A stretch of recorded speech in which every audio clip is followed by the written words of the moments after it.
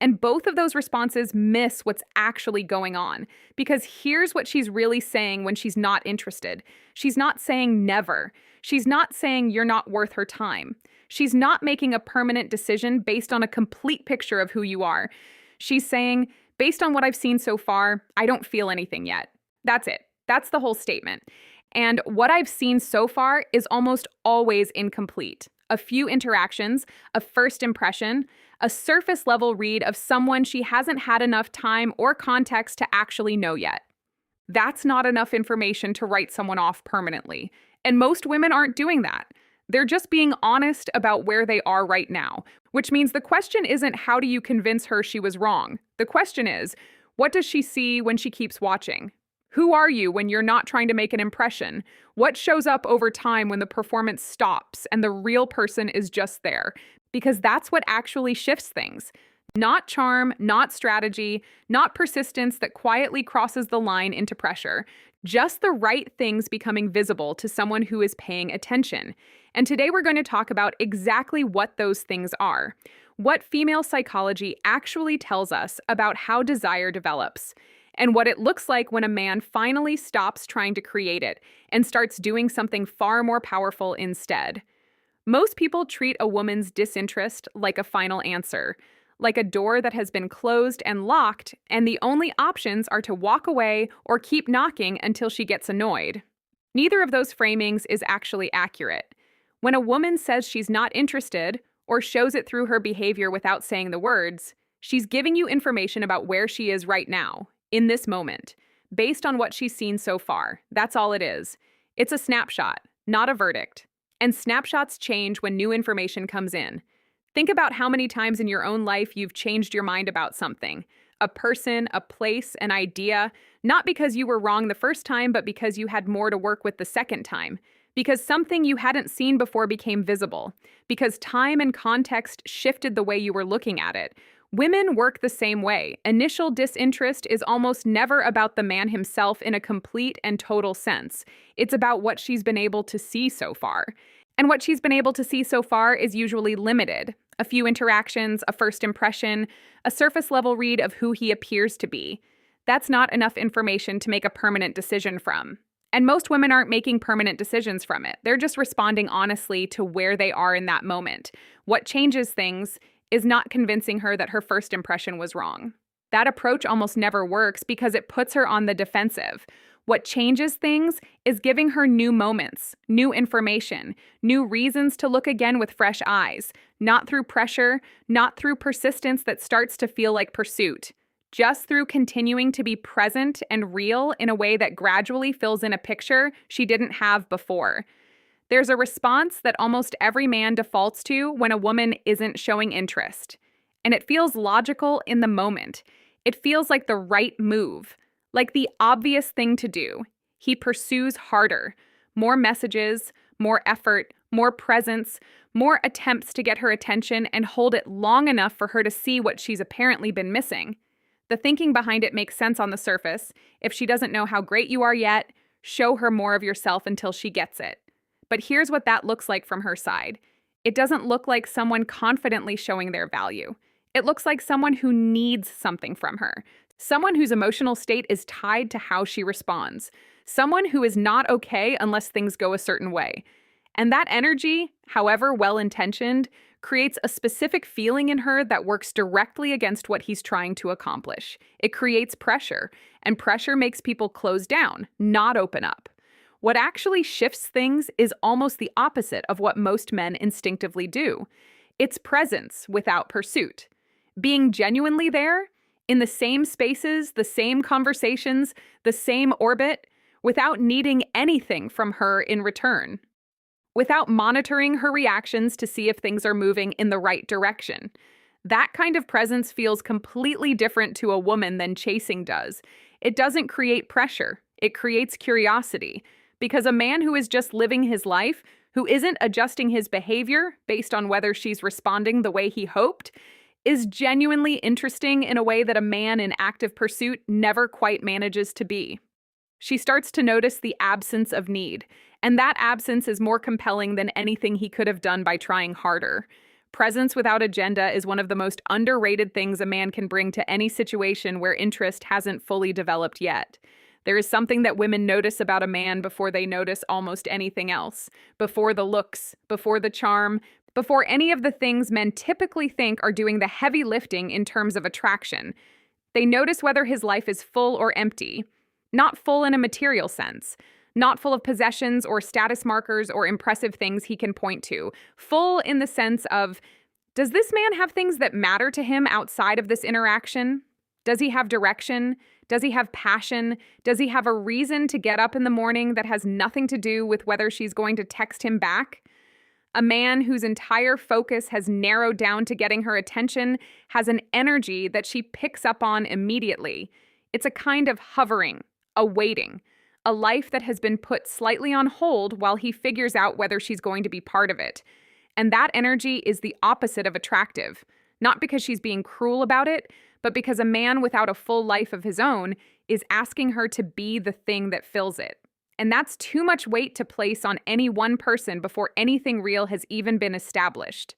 Compare that to a man who has genuine things going on, who talks about what he's working on not to impress her, but because he's actually excited about it, who has friendships that matter to him, who has interests that existed long before she came along and will exist long after this conversation ends, regardless of how it goes. That man is interesting in a way that has nothing to do with how hard he's trying. His life itself becomes something she wants to know more about, and wanting to know more about his life is just the beginning of wanting to know more about. There is something that has to exist before desire can develop, something that most men skip over entirely because it's not the part that feels exciting or obvious or like it's moving things forward. It's safety, emotional safety specifically. Before a woman allows herself to feel drawn to someone, before she lets that pull develop into something she acts on, she needs to feel like the environment around that man is safe enough for her to lower her guard even slightly.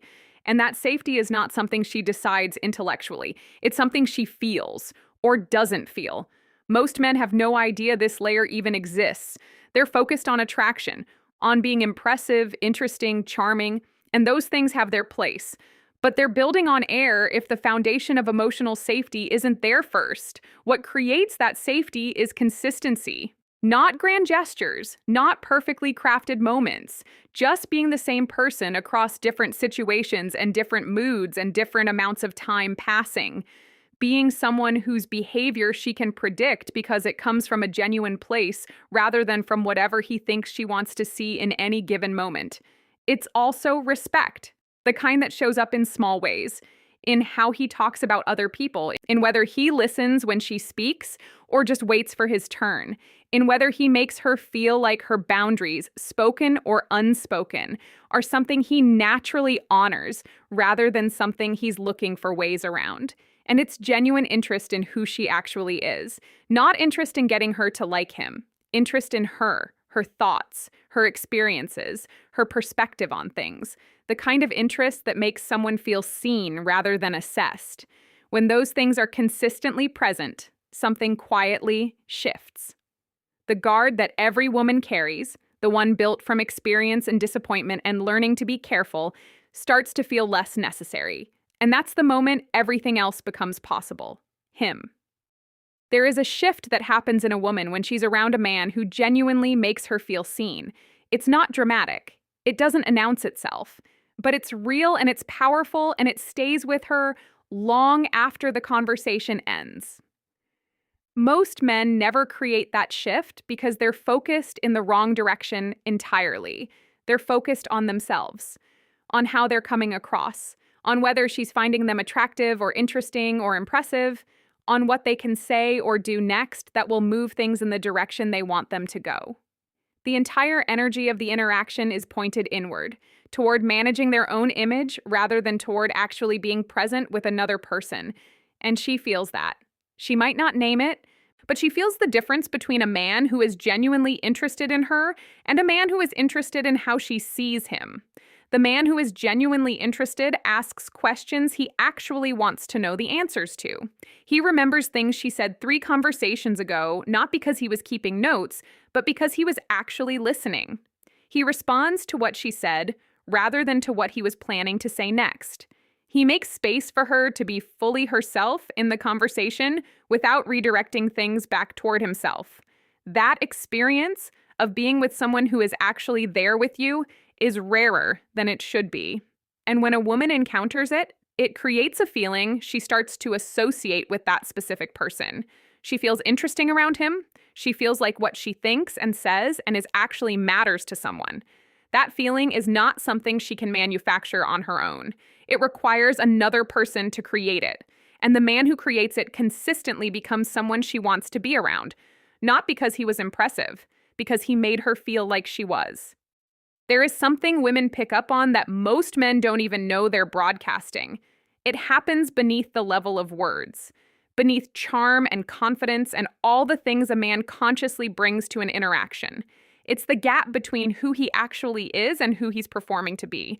Most men in situations where they're trying to create interest are running a quiet background process the entire time, monitoring how things are going, adjusting what they say based on how she's responding, presenting a version of themselves that's been curated for maximum appeal, not lying exactly, just editing, filtering, making sure nothing comes through that might reduce her interest. And that process, however subtle, creates a texture to the interaction that she feels even if she can't immediately name it. Something is slightly off. The responses are a little too considered.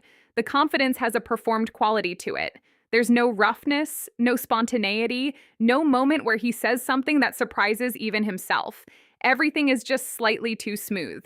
That smoothness reads as calculation, and calculation reads as someone who doesn't trust that the real version of himself is enough. She picks up on that insecurity even through the polished surface, and it closes something down in her that was potentially opening up.